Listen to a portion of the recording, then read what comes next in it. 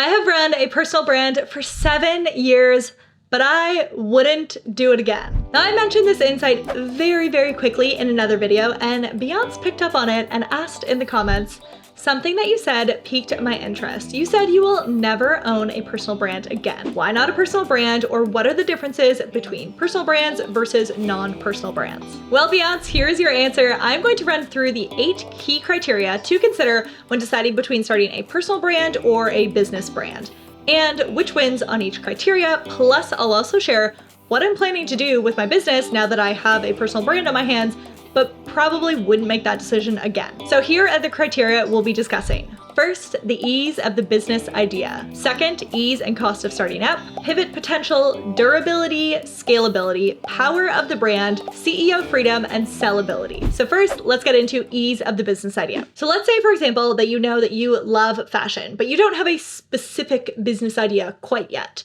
You're not sure if you should sell handbags or shoes, or maybe you should do styling consultations or personal shopping services. They all fall under the passion of fashion. Now, typically a business brand starts and sells a product or service right away. For example, a business brand starts up and they run a coffee shop, they sell coffee, or they're a stroller company and sell strollers, or they sell financial advising services. Business brands have a specific business idea and then they create that specific business idea. With a personal brand, if you knew you loved fashion, but not exactly what you should offer yet, you could start by building the audience on your topic and take your time to define exactly what the paid offer is. And if the paid offer requires a level of investment or capital that you don't have right now, say you want to sell really beautiful dinnerware, but you don't have the capital yet to invest in buying hundreds or thousands of plates and cups and cutlery from a manufacturer, then you could build out the brand and then do a brand collaboration to start earning while building the capital to start your own line of products. I think of, for example, Victoria from In the Fro. She just launched a fashion collection with a brand called Holland Cooper. Now, Holland Cooper has the manufacturing and the design and the production and the distribution capabilities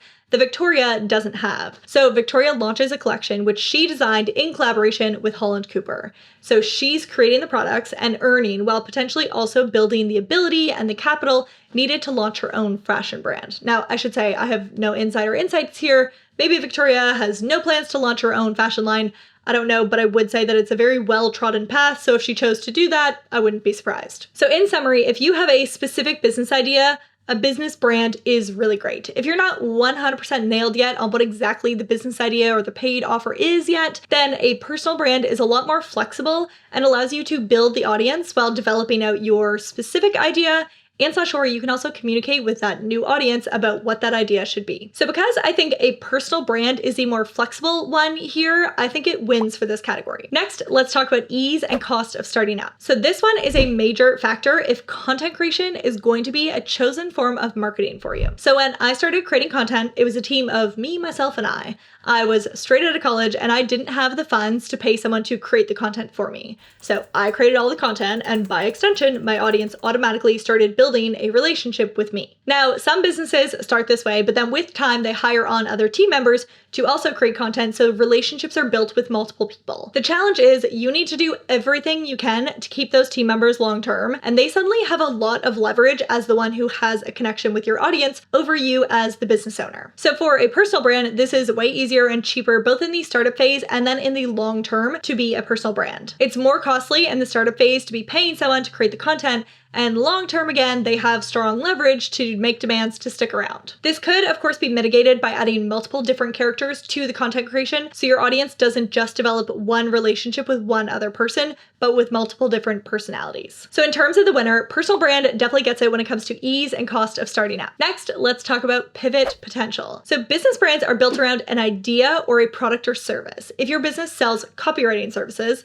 and suddenly you just cannot bring yourself to write another word of copy because you're just so over it over however many years you've been doing it for, and what you really want to do now is teach gardening, it's going to be pretty much impossible to explain that kind of pivot as a business brand. At that point, what you would do is you would sell the copywriting business and then start up a new gardening education company. Now, as a personal brand, however, you could still make that pivot. So you could tell the story of how you found your love for gardening and how it's been the thing which for the past few years has allowed you to decompress from the demands and stresses of running a copywriting business, which, seen as your copywriting clients are pretty much all typically also business owners, some of them may resonate with the story of needing to decompress from their entrepreneurial work. Now, that is a very extreme pivot example, but it's not out of the realm of reason. I think about Tim Ferriss. He went from talking about lifestyle design and productivity. He then discussed learning languages and then marketing books and then psychedelics. And now he's on how to unoptimize your life. So the exact opposite of what he started with. So for pivot potential, it without a doubt goes to personal brands. Next, durability. So I saw a YouTuber once speak about how a business brand is like a triangle. You have the CEO of the top, then you have some managers in the middle, and then the employees who do the day-to-day work. The CEO makes the decisions, and then they get implemented lower down in the triangle. A YouTuber business, which is most often a personal brand, is like an inverted triangle. The personality is the key to the business. Then they have the team above them, higher up the triangle, but if something happens to the personality, the whole business model just crumbles. Now, it can't continue operating without the person who the personal brand is based upon. So in terms of durability, that is the business's ability to withstand pressure and damage, it without a doubt goes to the triangle, which is the right way up, and that is the business brand. Next, scalability. Again, taking the inverted triangle into consideration, even with the most optimized, systematized business in the world, there will still be a limit on the scale a personal brand can grow to, seen as you need the personality to be the one in the photo shoots, and they need to be the one on the live trainings, and they need to be at all the events and all the rest of the things. Inherently, there is a limit to what a personal brand can achieve. There's a reason that the Walmarts and the Amazons of the world aren't personal brands. You just can't achieve that level of scale when one human is key to the business. So the winner on scalability for sure is the business brand. Next up, power of the brand. What do I mean by power of the brand? How captivating is it? How convincing is it? How deeply does the audience connect with that brand? How strongly does the audience identify with it? Business brands might have values and a stance on a certain topic. I think about Patagonia's 1% for the planet, that definitely comes to mind, which means that for those who the environment is a primary focus and concern, they will be very aligned with that brand. But let's be honest, business brands are faceless and personal brands are human. The personality in the personal brand likely has an extreme number of touch points a person in their audience could connect with.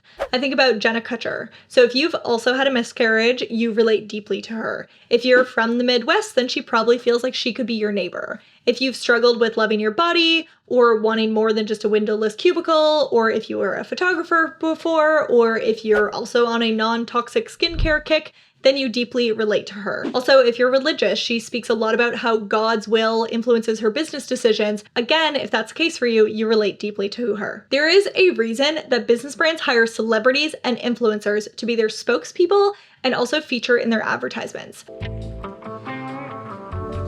And that is because a person makes the brand a lot more personable. And when you like a person, you're more likely to buy. So without a doubt, the power of the brand winner is absolutely a personal brand. Of course, if you're a business brand and want a little bit of this power, you can definitely hire celebrities and influencers to be spokespeople and faces of the brand, but it's still not quite as powerful as a fully personal brand business. Next, let's talk about CEO freedom. So one time when we were hosting a course sale, and for me as the personality of the personal brand, the only person my audience wanted to show up and deliver the trainings was me. Now, I have plenty of team members who would technically be capable of delivering it, but my audience has the relationship with me. And normally I love hosting these trainings, but the problem on this specific course sale was that I was really going through a bit of a personal life crisis on launch. And as much as I just wanted to crawl under my covers and just never come out for the week, the launch was running and I needed to show up. There's a lot in my business that I can pass off to team members if I'm not feeling up to it for whatever reason. But going live to host a training and sell a course so far hasn't been one of them. So coming back to the inverted triangle analogy from earlier, I think the answer to this is pretty obvious. If a personal brand hinges on the personality, that means there is a built-in level of lack of freedom with that style of business model. That very launch was the first time I realized maybe the personal brand choice that I had made wasn't all it was cracked up to be. So business brand wins on this one. Sellability. So both personal brands and business brands can both technically be sold, but the value of a company and therefore the sale price will be greatly influenced by the future potential of the company without the former founder and CEO around. And of course, a personal brand company will take a lot larger of a hit without its founder and personality present in the long run. Now, when I started my business, I thought selling or exiting as something that like the tech bros did. At the time, I just looked at my business as me being a freelancer and not some corporation to be sold. I thought that when I didn't want to do the job anymore, I'd just do what any normal employee or freelancer does and just go get another job. Which of course I can always do that, but you're kind of leaving money on the table by not selling a massively valuable asset. A business which makes an incredible profit and an incredible impact is valuable, and letting it die when the founder just has a new passion is a real shame. Overall, both types of businesses are sellable, but a business brand is likely to command a significantly higher price at exit than a personal brand. So business brand definitely wins here. As you can tell, a lot of the factors involved in starting up a business favor the personal brand, but a lot of the long-term criteria more favor the business brand, which is why it was likely only a few years down the road that I realized there were some unexpected downsides to the model that I had chosen. Now, I said at the beginning that I wouldn't start a personal brand again, but the fact is that I have one. So what am I gonna do about it? So here is what I'm doing and I'm thinking. So I love the concept of a personal brand which creates separate business brands for different products and services. So I think of, for example, Kara and Nate are incredibly popular travel YouTubers, and they have launched 2 separate business brand companies. They promote those business brands through their personal brand, but not all of the marketing relies on them. They're being built, these business brands, as distinct businesses with distinct names and team members who are operating the businesses, and they have marketing channels of their own. Now, Kara and Nate created them. They got the ball rolling in the businesses from their own personal brand audience, and then the business operates autonomously from them. So I love this idea. If Kara and Nate ever want to settle down and not travel 24/7, then they can get the business brands to the point that they're earning enough off of them that they can put up their feet and have those businesses just run and enjoy the profits like the CEOs of most business brands do. Or if they ever want an injection of cash, they can sell those businesses as their business brands, which are perfectly placed for exiting. Now, the other avenue which I've decided upon is building my audience as a personal brand, monetizing it to continue funding the growth of it via my own digital products, and affiliating for other products and/or physical product collaborations, like the example I gave of Holland Cooper and Victoria's fashion line, though I don't want to get into fashion, until I create the capital which I want to create the physical products and experiences, which are very costly to start up, which I have in mind right now. So now you know the pros and cons of personal brands. This is just a fraction of the insights that I recently shared on the behind the scenes of my thoughts on my business. So the video which led to Beyonce's comment was about the topic of 10 things I'm afraid to tell you. So watch it next year to learn more of my deep, dark business secrets that I was terrified for years to share and was holding back on until now.